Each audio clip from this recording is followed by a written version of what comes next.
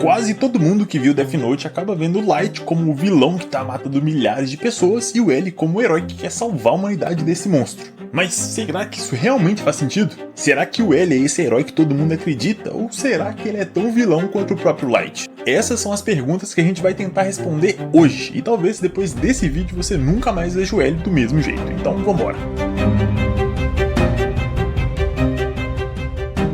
A primeira aparição do L na obra é completamente diferente da nossa expectativa.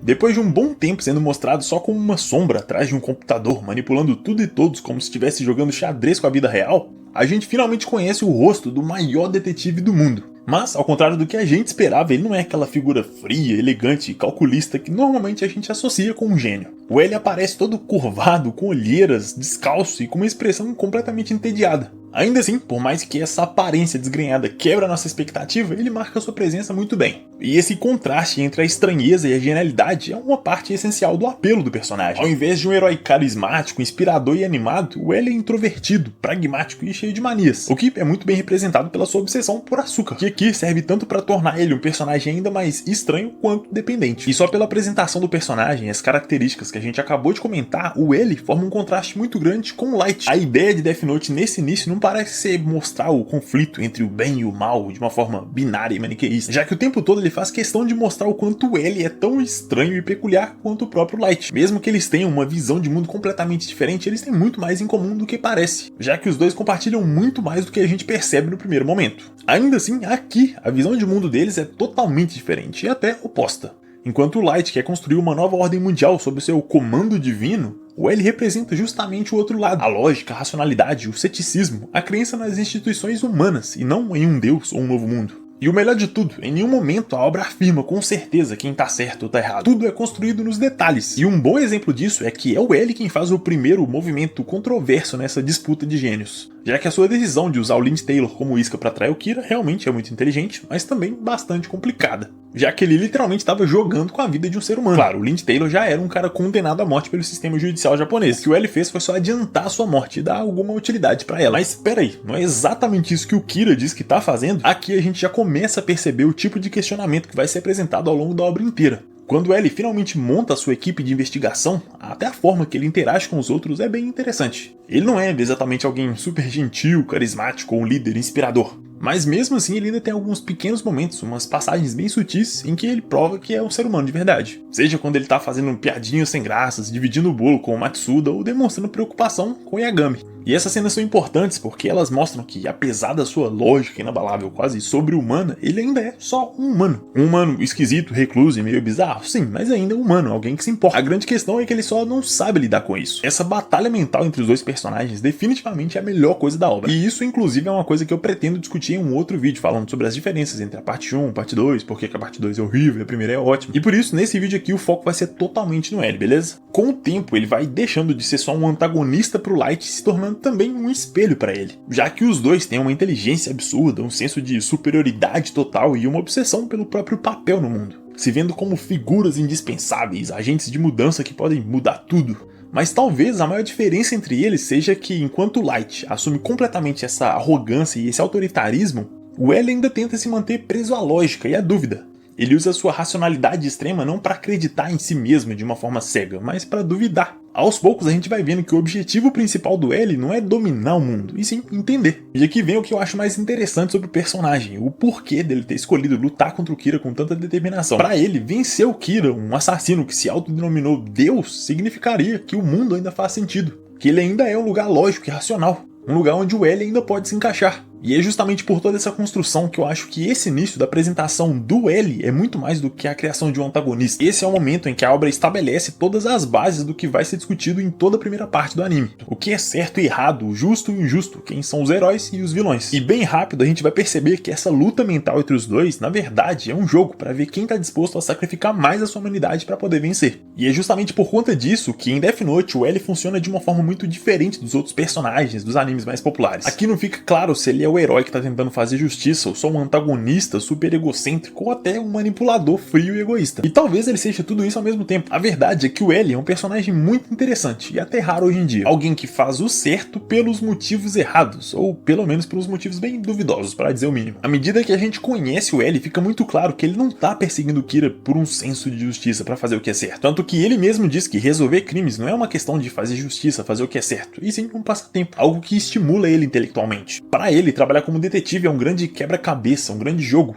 E isso por si só já serve pra gente questionar um pouco a moralidade do personagem. Porque até que ponto é válido usar vidas humanas como peças em um jogo? Mesmo que o objetivo principal seja capturar um assassino, será que isso é justificativo? E é justamente nessa falha do heroísmo tradicional que a gente conhece é que tá a maior qualidade do L. Ele é humano. Ele não é e nem tenta parecer um cavaleiro de uma armadura brilhante pronto pra salvar o mundo inteiro. Ele é uma pessoa com falhas, vícios, manias e extremamente arrogante. E detalhe, assim como o próprio Light, ele também mente, manipula, engana, faz coisas que não são consideradas éticas. A própria obra deixa isso muito claro em vários momentos, como por exemplo, quando ele instala câmeras em locais privados sem nenhum mandado, o que obviamente é fora da lei, quando ele prende o Light e a Misa por longos períodos sem nenhuma prova, ou quando ele usa pessoas como sacrifício, como foi o caso do Taylor. Tudo isso já corta totalmente a ideia de que o L é um herói no sentido mais tradicional da palavra. Mesmo assim, esse comportamento duvidoso não significa que ele não tenha empatia, já que dá pra ver em alguns momentos da obra ele se preocupando de verdade, genuinamente com os membros da força-tarefa. E são nesses momentos que a gente percebe que apesar dele realmente jogar com a vida das pessoas, ele sente o peso disso, o peso das consequências, o que é um contraste, uma dualidade complicada, mas que também faz sentido. E a própria relação dele com o Light é um reflexo direto disso. Desde o início, ele claramente suspeita do Light, mas ao mesmo tempo ele admira sua inteligência e até gosta da companhia dele, o que inclusive gerou aquela famosa frase: Light é o meu primeiro amigo. Claro que dá pra enxergar essa frase como uma tentativa de manipulação, mas também pode ser uma tentativa sincera, ainda que bastante triste, de se conectar com alguém, de finalmente ter um igual do seu lado, alguém que ele consegue conversar no mesmo nível intelectual, o que sim, é arrogante pra caralho, mas a gente tá falando ele, então faz sentido. E sinceramente, eu acho que é esse tipo de características que faz a relação dos dois e o anime em si ser tão bom. Por mais que eles sejam opostos, eles também são reflexo um do outro. Duas pessoas extremamente inteligentes, muito acima da média, mas ao invés disso levar os dois para uma posição melhor, para uma situação melhor, acaba deixando os dois simplesmente isolados. Nenhum dos dois consegue se conectar emocionalmente com ninguém, o que inclusive é um dos maiores motivos para eles brincarem com a vida das pessoas. Agora, olhando para as ações, talvez o que seja a maior diferença entre eles é o código de conduta de cada um.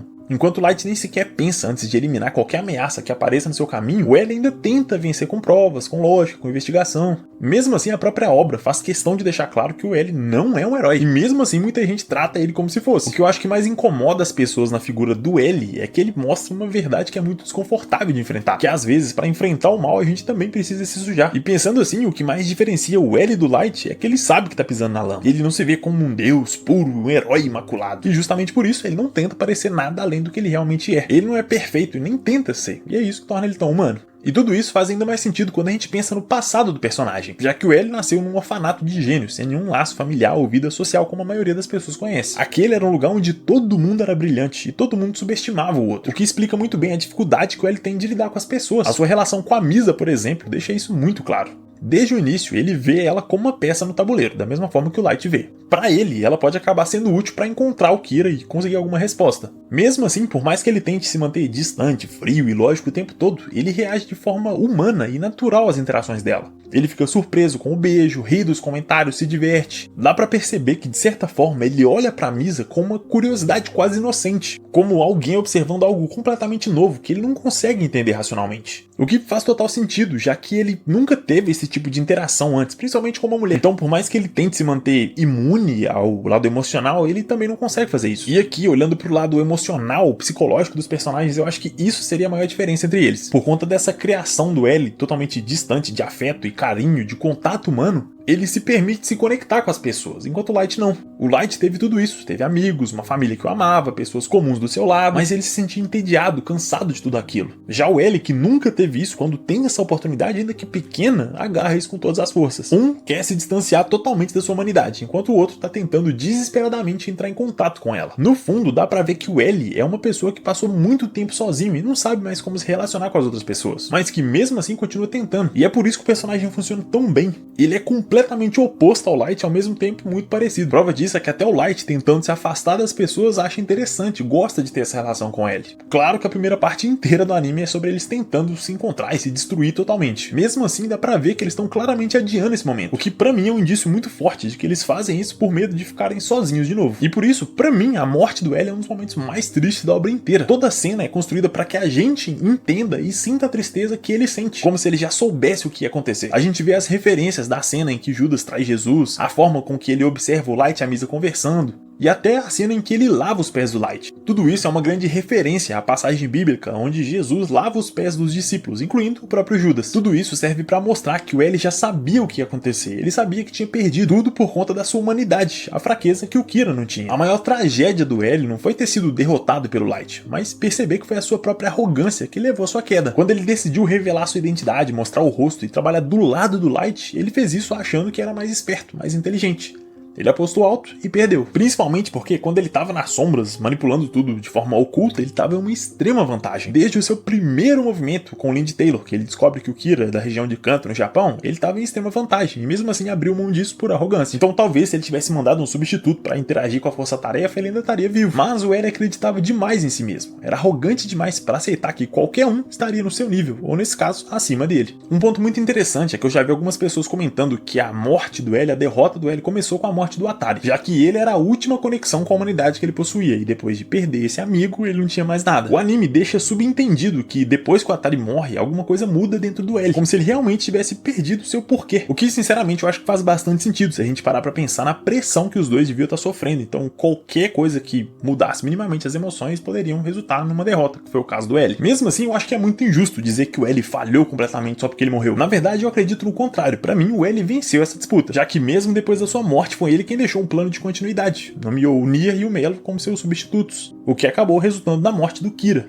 Então, de certa forma, mesmo morto, o Ellie venceu. Claro que isso não quer dizer que ele previu tudo e manipulou todo mundo para poder acontecer exatamente como foi, até porque ele nem imaginou que o Nier e o Melo iam brigar e se distanciar daquele jeito. Mesmo assim, eu acho que esse detalhe também mostra algo interessante sobre o personagem, já que ele era excelente para entender pessoas como Kira, frias, calculistas, lógicas, racionais, assim como ele, mas não tão bom assim para entender pessoas comuns com as suas emoções comuns. Ego, ciúme, segurança, medo. Ele era brilhante, mas não era perfeito, o que só reforça sua humanidade. No anime, a morte do Ellie funciona como o fim de um ciclo e o início de outro. Um ponto de virada que muda o tom da obra completamente. Mas, por enquanto, esse é o fim da sua história. O que nos leva de volta à pergunta do início do vídeo. O Ellie realmente é um herói? Ou ele é tão vilão quanto o próprio Light? Claro que a resposta para essa pergunta é totalmente subjetiva e depende muito do que você acredita ser um herói e um vilão. Mas, com todos esses argumentos, esses pontos que a gente viu até aqui, pra mim fica muito claro que o Ellie não é um herói. E o anime nem tenta passar essa impressão. Por mais que ele tenha feito bem, ele não fazia por bons motivos. Ele não lutava contra o Kira pelo bem da humanidade ou pela justiça. Ele fazia isso pela diversão, pelo desafio intelectual, o que, no mínimo, ia colocar ele numa posição neutra. Ainda assim, o ponto de virada, que talvez coloque o Ellie como vilão, dependendo do seu ponto de vista, é que assim como o Kira, ele escolheu usar pessoas como ferramentas. E o caso do Lindy Taylor é o melhor exemplo disso. Claro que na régua de moralidade do Ellie, o Taylor já estava condenado pela justiça, então foda-se, podia matar ele, justificava o sacrifício. Mas isso não torna a escolha menos questionável. Até porque a justiça institucional nem sempre é justa. É só pensar na escravidão, que foi legal por muito tempo, mas nunca foi certa. Então, do meu ponto de vista, toda a construção narrativa da história é feita pra jogar o Ellie num cenário muito mais cinza. Ele não é um herói ou um vilão. O Ellie é infantil, egoísta, ambicioso, orgulhoso e tem um ego gigantesco. Assim como o Kira, ele odeia perder e às vezes age como um menino mimado, o que até pode parecer uma tentativa do roteiro de fazer ele ser só um cara excêntrico, mas na verdade é muito mais profundo. Isso mostra uma tentativa desesperada de controle. Controle sobre o seu próprio corpo, sobre o ambiente, sobre as pessoas, sobre a lógica, sobre o mundo. A sua obsessão pelo Kira não é movida por justiça, mas por algo pessoal. Para ele, o Kira representa o caos, a destruição da lógica e da razão. E o Ellie simplesmente não ia conseguir viver em um mundo onde a lógica e a racionalidade não existem, justamente porque essas são as únicas formas que ele conhece de se conectar com as pessoas. E, ironicamente, é a sua tentativa de distinguir o que é bom e ruim que faz ele se misturar cada vez mais nessa parte tão cinza da moralidade. E por isso, pra mim, o Ellie não é totalmente mal nem totalmente bom. Ele é alguém que às vezes faz o mal por um bom motivo e o bem por um motivo egoísta. O que aproxima ele muito mais de todos nós, tentando controlar o que não pode ser controlado, entender o que não pode ser entendido e tentando vencer tudo na base da lógica, quando na verdade o que a gente realmente precisa é de conexão. Às vezes, mesmo tentando fazer o certo, a gente erra. E às vezes, até a pior das pessoas pode fazer algo bom. Isso é ser humano. Mas claro, como eu sempre digo, tudo isso aqui é a minha forma de ver o personagem e a obra. Se você discorda, é só comentar aí embaixo. E diz aí, como você enxerga o L? Um herói? Um vilão? Comenta aí embaixo. No mais, meu muito obrigado pela sua atenção e pelo seu tempo. Um agradecimento especial aos membros do canal, às pessoas que me ajudam a continuar produzindo vídeos como esse aqui. E se você também gosta do conteúdo e valoriza o trampo que a gente faz por aqui, considere também se tornar um membro. Faça como o Eric Tomás, o Otávio Reis, o Vinícius, o Matheus S.A., o Douglas Burato e o Desinformante, e se torne um espadachim negro. Ou como o Leonardo Braga, Matheus Campos, Anaya Imani da Hora, Heitor Franca e Retina Turner, e se torne um berserker. E por isso, meu muito obrigado. No mais, tamo junto, é nóis, e te vejo no próximo vídeo. Valeu!